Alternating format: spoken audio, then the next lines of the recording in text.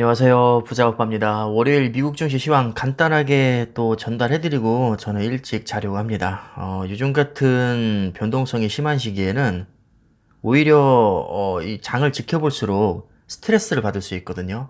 이럴 때는 그냥 무관심이 답입니다. 그렇다고 관심을 아예 끌 수는 없으니까 정말 간단하게 큰 흐름 정도만 파악하고 일찍 자려고 합니다. 여러분들도 너무 에너지 낭비하지 마시고요.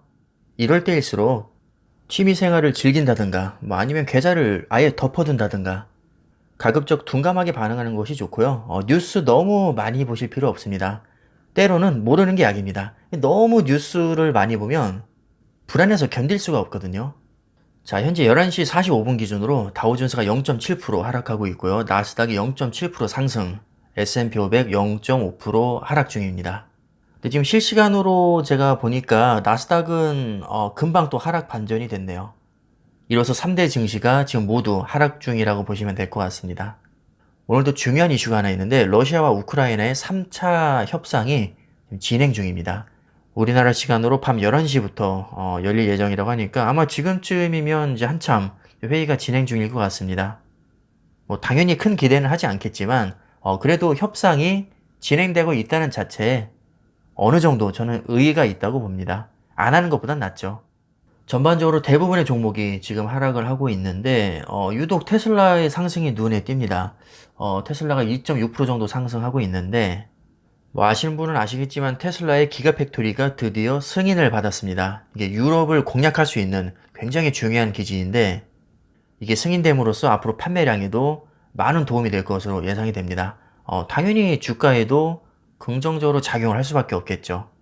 아직까지는 뭐 특별하게 폭락한다거나 폭등한다거나 그런 움직임은 보이지 않고요. 마소와 구글, 아마존 소폭 하락하고 있고 애플이 약 0.8% 정도 상승을 하고 있습니다.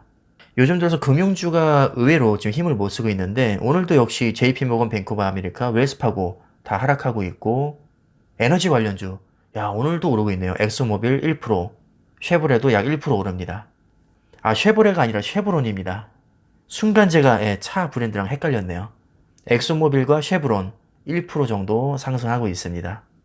자, 마지막으로 필라델피아 반도체 0.8% 정도 하락하고 있는데 사실 아까 장 초반에 살짝 플러스 전환이 됐었거든요. 또 밀리고 있습니다. 어느새 3200포인트까지 밀렸고 몇 종목을 제외하고는 거의 다 하락을 하고 있습니다.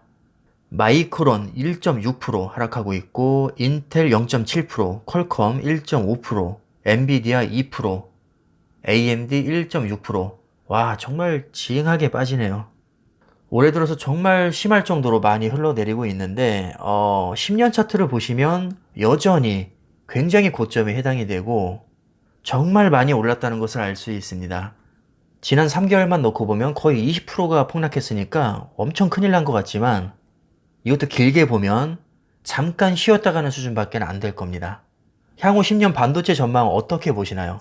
저는 그 어떤 섹터보다도 크게 성장할 거라고 봅니다. 지난 10년간 그랬듯이 앞으로 10년도 분명히 저는 크게 성장해 있을 거라고 믿고 물론 중간중간 엄청난 폭락장이 여러 번 오겠지만 결국 반도체의 흐름을 막을 수는 없습니다. 이래나 저래나 반도체는 결국 우상향할 겁니다. 지금 삼성전자, TSMC, 인텔 같은 기업들이 반도체 공장에 투자하는 규모를 보면요. 1년에 수십조 단위입니다. 연간 수십조씩 미친 듯이 반도체 공장을 짓고 있는데도 지금 물량을 전혀 소화하지 못하고 있죠. 지금도 이 정도인데 앞으로 인공지능이나 자율주행, 사물인터넷, 드론, 로봇, 빅데이터 이런 산업들이 더 본격화가 되면 아마 반도체 수요는 상상할 수 없을 정도로 폭발할 겁니다. 지금 필라델피아 반도체가 하락하고 있는 게 과연 반도체 전망이 어두워서일까요? 아니면 실적이 안 좋아서일까요? 누가 봐도 외부적인 요인 때문입니다.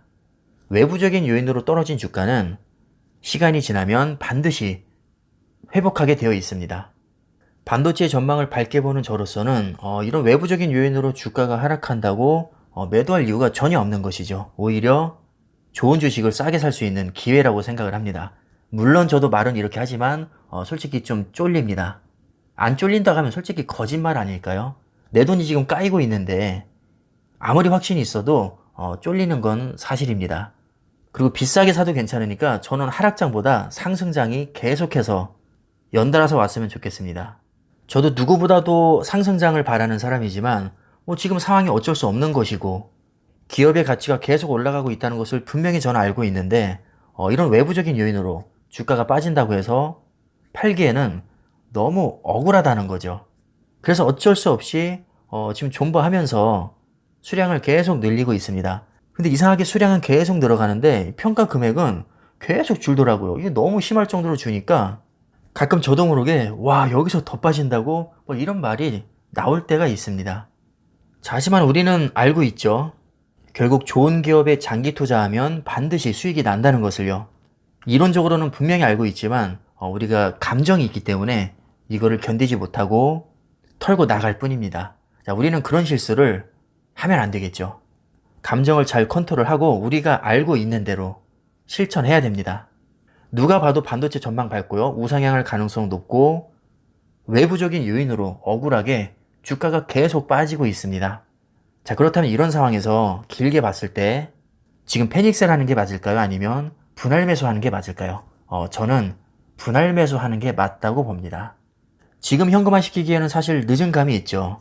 이거를 미리 알았더라면 뭐 작년 12월이나 1월쯤에 현금화 시켰으면 좋았겠지만 이렇게까지 많이 빠질 줄 누가 알았겠습니까?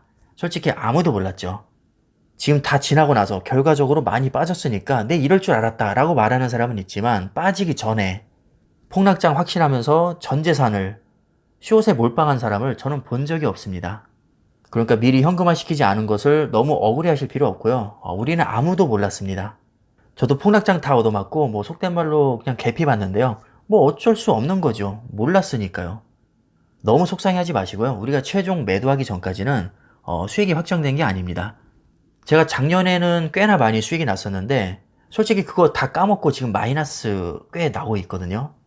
작년에도 마찬가지로 제가 수익이 뭐 많이 나면 뭐합니까? 매도하지 않았기 때문에 저는 돈을 벌지 못한 것이고요. 지금도 마찬가지로 매도하지 않았기 때문에 돈을 잃은 게 아닙니다. 솔직히 작년에 계속 오를 때는 저 진짜 금방 부자 될 줄 알았거든요. 근데 그거 다 까먹었습니다. 왜냐? 매도를 하지 않았기 때문이죠. 지금 와서 생각해보면 좋아할 이유가 전혀 없었던 겁니다.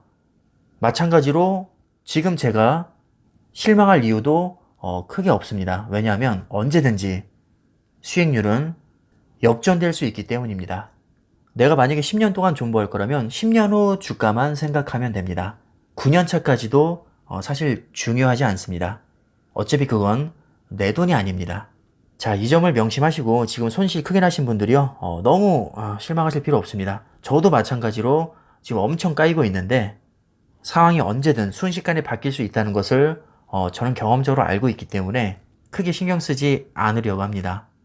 지금 영상을 찍고 있는 동안에도 낙폭이 더 커졌는데 뭐 어쩔 수 없죠.